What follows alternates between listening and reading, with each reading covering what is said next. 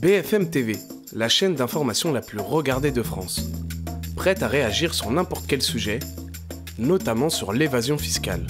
Ikea aurait échappé à l'impôt grâce à un système de transfert d'argent. Et loin d'être la seule multinationale à en profiter, Google, Amazon, Facebook ou encore Apple sont devenus maîtres en la matière. Je ne veux plus avoir des multinationales qui font des bénéfices sur vous, sur nous, sur les consommateurs français. Mais bien sûr qu'il y a des sociétés françaises qui le font. Et si nous vous disions que BFM TV est une chaîne d'information créée avec de l'argent qui provient d'évasion fiscale? Nous allons vous révéler comment la chaîne d'information la plus regardée de France s'est construite sur de l'argent qui, encore aujourd'hui, s'envole vers des paradis fiscaux, et comment les autorités financières françaises tardent à prendre la mesure du problème.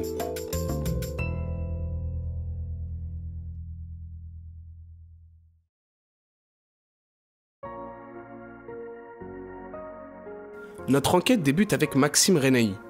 En 2007, il est administrateur de fonds pour un cabinet d'avocats de gestion financière. Et parmi ses clients, un va particulièrement attirer son attention. La société Next Radio TV. Une société fondée par Alain Veil, qui détient des médias comme les radios RMC et BFM Business, la chaîne de télé BFM TV, ou encore le magazine 01net. Alors en 2007, effectivement, je travaille pour un gros cabinet d'avocats de Jersey qui s'appelle Mouan Limited et j'ai un portefeuille de clients. Dans ce portefeuille de clients, j'ai un fonds qui s'appelle APEF3 qui a été mis en place par des Français. Et ce fonds détient des actions dans une société qui s'appelle Next Radio TV qui détient elle-même BFM TV et RMC. Donc en fait, ce qu'il faut voir, c'est que le développement de BFM TV et de Next Radio TV a été permis grâce à de l'argent qui a été injecté depuis les paradis fiscaux, depuis Jersey. Et sans cet argent-là, de façon assez importante, BFM TV n'aurait jamais pu se développer. La preuve de ce qu'avance Maxime, la voici. Un document interne exclusif qui témoigne que Next Radio TV est bel et bien possédé à 22% par un fonds offshore situé à Jersey. En 2009, selon ces documents, c'est 50 millions d'euros émanant de ce fonds offshore qui sont injectés dans le groupe Next Radio TV. Mais la chaîne n'est pas seulement financée par de l'argent issu d'un paradis fiscal. En gérant le portefeuille de cette société, Maxime se rend compte qu'une partie des bénéfices, issus de la chaîne de télé, vient garnir le fonds offshore. Le schéma est plutôt simple. L'argent de RMC et BFM TV par exemple est récupéré par la société mère, Next Radio TV. L'argent passe ensuite par une société aux Pays-Bas avant de s'envoler à Jersey, le paradis fiscal. En gros, c'est via ce schéma que remonte l'argent et donc qui devient non imposable. Voilà, donc imaginez tout simplement qu'il y ait de l'argent qui soit fait avec les pubs RMC, BFM TV. Peu importe que Next Radio TV soit bénéficiaire ou déficitaire, parce que de toute façon, le fonds d'investissement prête de l'argent de la dette. Donc la dette doit être remboursée, elle est prioritaire. Donc le remboursement de la dette se fait bien avec les profits qui sont faits de la pub. Et tous les ans, le remboursement se fait en passant par la société, le groupe français, ensuite la société aux Pays-Bas vers Jersey. Voilà, tout ça n'est pas taxé puisque c'est un remboursement de dette. Comment Next Radio TV arrive à remonter de l'argent sans que cela n'éveille la curiosité des autorités financières? En fait, la société et le fonds offshore utiliseraient ce qu'on appelle un prêt participatif. Comment cela fonctionne? Pour répondre à cette question, nous sommes allés voir Vincent Drezet, secrétaire national du syndicat solidaire Finances Publiques. Alors, le prêt participatif, comme son nom l'indique, c'est un prêt. C'est-à-dire que des personnes vont donner à d'autres personnes de l'argent moyennant intérêt dans le but de financer un projet. C'est quelque chose qu'on appelle crowdfunding qui se développe. Et dans l'idée, c'est relativement généreux. Ça permet de ne pas dépendre des banques d'une certaine manière pour monter un projet. Ah mais c'est génial ça! Le prêt participatif est donc une solution alternative aux banques et au surendettement. Simplement, parfois, on assiste à un développement d'une activité bancaire un peu en parallèle qui peut être utilisée pour deux choses, le blanchiment et la fraude fiscale. Ah, là c'est moins cool. À la base, c'est pas censé aider les petites et moyennes entreprises? Comment ça se fait? Eh bien, typiquement, quelqu'un qui serait par exemple établi en France, qui a de l'argent à rapatrier, va se prêter de l'étranger à lui-même, moyennant intérêt, la somme que parfois il a fraudée, détournée, c'est selon. Et lorsqu'il verse des intérêts à lui-même en quelque sorte, ou à une entité qui lui appartient à l'étranger, il va déduire son intérêt du bénéfice qui sera imposable à l'impôt sur les sociétés en France. Donc dans le prêt participatif, il y a quelque chose d'assez sympa et généreux, mais malheureusement, ça peut être aussi utilisé à des fins de blanchiment et de fraude fiscale. On récapitule. Pour envoyer de l'argent vers Jersey, le fonds offshore va donc accorder un prêt participatif à la société Next Radio TV. Et Next Radio TV va donc devoir rembourser, mais avec des intérêts. Et ce sont ces intérêts que nos sociétés cherchent à rendre non imposables. De sa création dans les années 2000 à 2015, la société va ainsi renvoyer une bonne partie de l'argent qu'elle génère à Jersey. Et ça ne s'arrête pas là, au contraire. En 2015, Alain Veil va accueillir un nouveau partenaire. Patrick Drahi, milliardaire, qui possède le groupe Altice.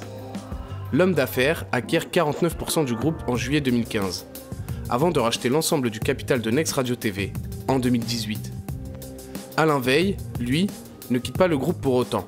Il devient le PDG d'Altis Europe, aux Pays-Bas. Avec l'arrivée de Patrick Drahi, exit le fonds offshore de Jersey. Désormais, direction un autre paradis fiscal pour les bénéfices du groupe, le Luxembourg.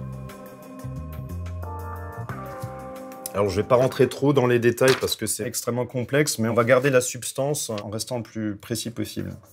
Donc toujours en bas, évidemment, on a BFM TV avec RMC. Alors il y en a plein d'autres, hein. Il y a du groupe BFM. Donc cette partie-là, elle n'a pas changé. Ce qui a changé maintenant, c'est que c'est Altice France, donc SFR, qui détient majoritairement les actions des sociétés en dessous. Qui est le groupe de Patrick Drahi. Voilà, c'est ça, le groupe de Patrick Drahi. Et au-dessus de ces sociétés en France, tout d'un coup, on va avoir à peu près pas loin d'une dizaine de sociétés luxembourgeoises qui font monter l'argent.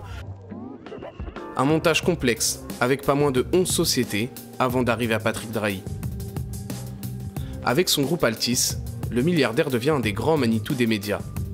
En plus de BFM TV et des radios RMC et BFM Business, le groupe Altice compte dans ses rangs le journal Libération, le magazine L'Express, ainsi que les chaînes de télé RMC Sport et RMC Découverte.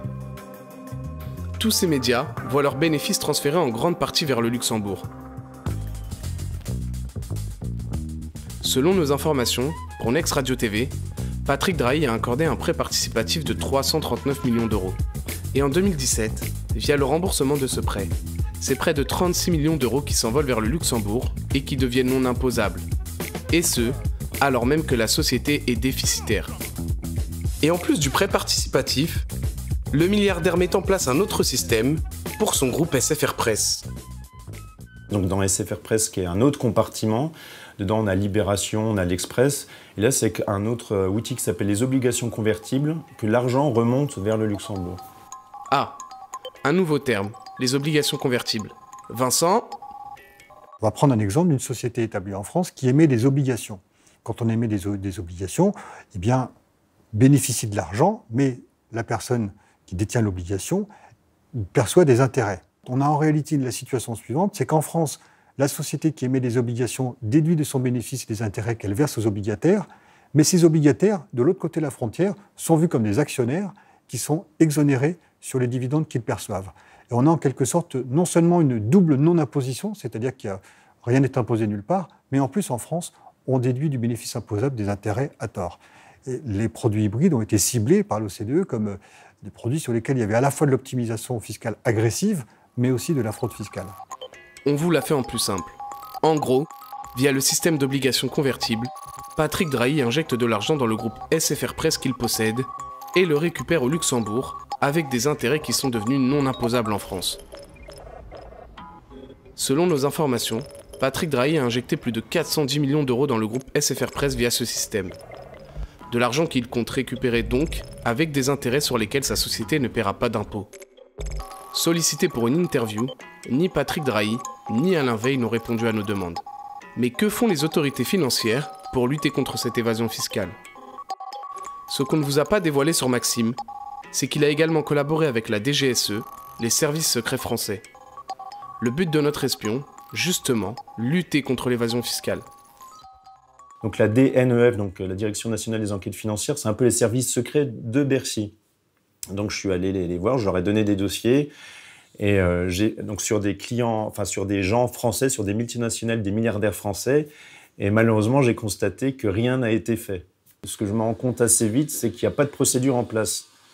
Ça m'a choqué. Il n'y a pas de procès-verbal, il n'y a pas d'enregistrement. Quand on remet des informations comme ça à des fonctionnaires, je pensais qu'on allait avoir un procès-verbal ou des informations qui seraient enregistrées. Ça n'a pas été le cas du tout. Et ensuite, il n'y a pas eu de suivi de la part des fonctionnaires.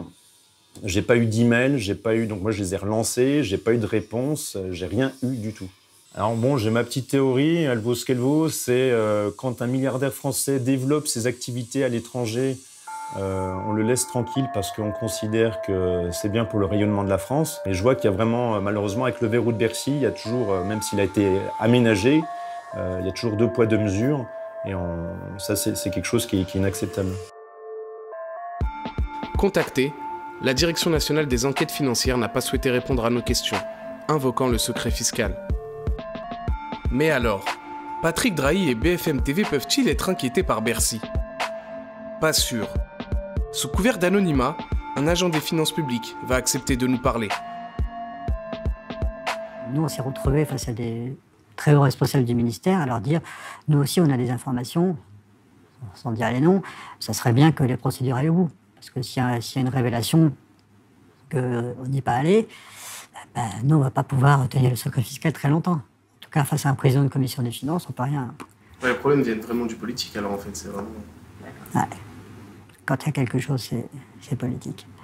Parce qu'in fine, pas sur toutes les procédures, mais sur certaines, notamment sur le côté gracieux, fiscal et douanier, la compétence relève du ministre. La première chaîne info de France est donc détenue par un oligarque qui pratique l'évasion fiscale. Un système qui pose question sur le traitement médiatique et la déontologie journalistique. La lutte contre les paradis fiscaux porte ses fruits, nous dit l'OCDE, Nicolas Dose. Donc, c'est quoi le chiffre le plus important? Il y en a 2. Les dépôts bancaires, là, c'est assez impressionnant. Il y a 2 chiffres importants.